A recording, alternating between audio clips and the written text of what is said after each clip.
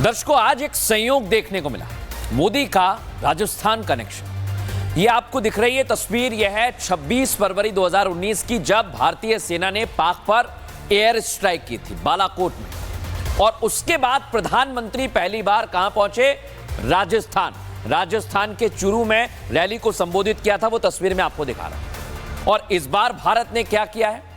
इस बार भारत ने ऑपरेशन सिंदूर, ये आप देख रहे हैं, 7 मई 2025 पाकिस्तान के अंदर घुस के मारा। और संयोग आप देखिए कि इसके बाद प्रधानमंत्री नरेंद्र मोदी ने आज पहली रैली राजस्थान में ही की। और राजस्थान में आज जाकर उन्होंने इस बात को दोहराया और बताया कि ये कनेक्शन क्या कहता है। सुनिएगा। 5 साल पहले जब बालाकोट में देश ने एयर स्ट्राइक की थी, उसके बाद मेरी पहली जनसभा राजस्थान में ही सीमा पर हुई थी।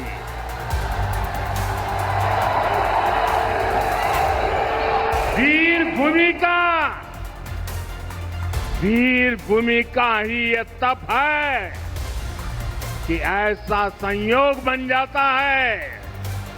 अब इस बार जब ऑपरेशन सिंदूर हुआ तो उसके बाद मेरी पहली जनसभा फिर यहां वीरभूमि राजस्थान की सीमा पर बीकानेर में आप सभी के बीच हो रही है। दर्शकों, इस बीच पाकिस्तान की खुफिया एजेंसी ISI से जुड़ी हुई एक बहुत बड़ी खबर है मेरे पास। आज एक्सक्लूसिव खबर आपको बता रहा हूं दर्शकों, बहुत बड़ा खुलासा हुआ है। खुलासा यह है दर्शकों कि ISI के निशाने पर भारत की राजधानी दिल्ली थी और पहलगाम में जो 22 अप्रैल को अटैक हुआ, उससे पहले ISI दिल्ली को दहलाने का प्लान बना रहा था। दिल्ली ISI के टारगेट पर थी। दर्शकों, आप सोचिए जरा, प्रधानमंत्री ने बता दिया है कि हम तो आतंकवाद को कुचलेंगे, लेकिन ये ISI दिल्ली में बड़े आतंकी हमले की साजिश रच रहा था। और उससे पहले ये नापाक मंसूबों में कामयाब हो पाते, हमारी जांच एजेंसियों ने ISI के स्लीपर सेल नेटवर्क को बेनकाब कर दिया है दर्शकों। और एक्सक्लूसिव खबर हमारे पास है, गिरफ्तारी, ये जासूस जितने आपको दिख रहे हैं ना, ये गद्दार, यही लोग इंफॉर्मेशन दे रहे थे। और आज 2 ऐसे स्लीपर सेल को गिरफ्तार किया गया है। लेकिन इनका प्लान क्या है दर्शकों, कैसे खुलासा हुआ बताता हूं। नेपाल का अंसारुल मियां, ये पाकिस्तान में ट्रेनिंग ले रहा था दर्शकों। ये झारखंड के रांची का अखलाक आजम, दोनों आपस में बात करते थे, पाकिस्तानी हैंडलर्स के संपर्क में थे। और इसी से आप समझिए ये 2 लोग पूरी तरह से ISI के हैंडलर बने हुए थे। क्या क्या इन्होंने खुलासा किया, क्या क्या ISI को बताया, दिखाता हूं आपको।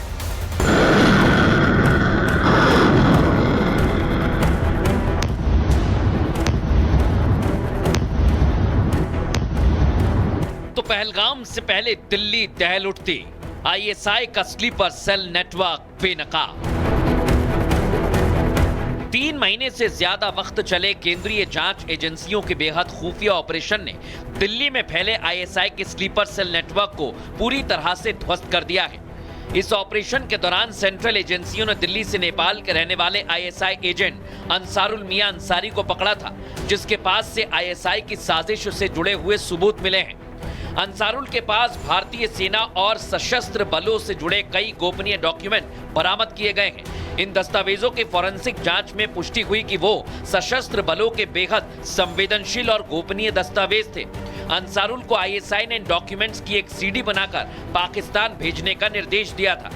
दिल्ली पुलिस के स्पेशल सेल ने ISI के 2 एजेंट, यानी कि जिसे जासूस भी बोला जा रहा है, उनको गिरफ्तार किया गया। एक की गिरफ्तारी दिल्ली से की गई तो दूसरे की गिरफ्तारी रांची से की गई।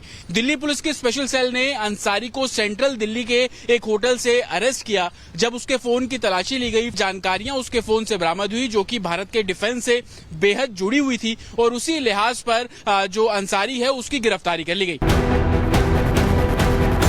अंसारुल से जांच एजेंसियों ने कई राउंड पूछताछ की, जिसमें कई अहम खुलासे हुए और रांची के रहने वाले अखलाक आजम का नाम सामने आया, जिसे पुलिस ने गिरफ्तार कर लिया है।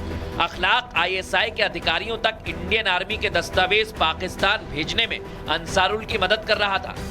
अंसारुल और अखलाक आईएसआई के लिए भारत की जासूसी कर रहे थे और सेना के बेहद गोपनीय दस्तावेज पाकिस्तान पहुंचाने में जुटे थे। सूत्रों के मुताबिक जासूस अंसारुल को स्पेशल मिशन के तहत नेपाल से भारत भेजा गया था और ये दस्तावेज इकट्ठा करने के लिए उसे बाकायदा ट्रेनिंग दी गई थी। जासूस अंसारुल 2008 से पहले कतर में टैक्सी चलाता था, जहां उसकी मुलाकात एक आईएसआई हैंडलर से हुई थी। वहां से जून 2024 में उसे पाकिस्तान ले जाया गया, जहां आईएसआई अधिकारियों ने कई दिनों तक उसका ब्रेन वॉश किया और अंसारुल को रावलपिंडी में खास ट्रेनिंग दी गई। इसके बाद अंसारुल को नेपाल के रास्ते दिल्ली भेजा गया ताकि वो भारत में आईएसआई की साजिश को अंजाम दे सके। और जब जांच एजेंसियों का शिकंजा कसा तो गिरफ्तारी के वक्त वो नेपाल के रास्ते पाकिस्तान भागने की फिराक में था।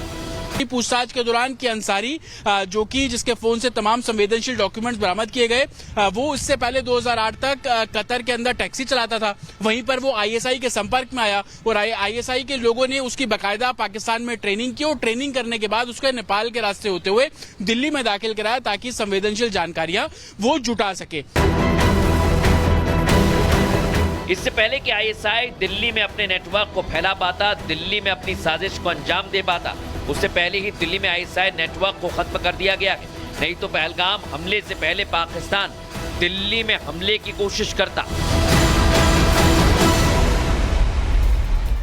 आज मैंने आपको दो जानकारी दी दर्शकों। अभी तक प्रधानमंत्री ने पाकिस्तान को चेता दिया है कि अगर एक गलती करोगे तो हम आपको नेस्तनाबूद कर देंगे, और आसान भाषा में समझा दिया है, क्योंकि पहलगाम में जो हुआ देश बर्दाश्त नहीं करेगा और घाटी में जितने आतंकवादी छिपे हुए हैं दर्शकों, उनका सफाया भी किया जा रहा है। अलग अलग ऑपरेशन वहां हमारे सुरक्षा बल चला रहे हैं और आज आपको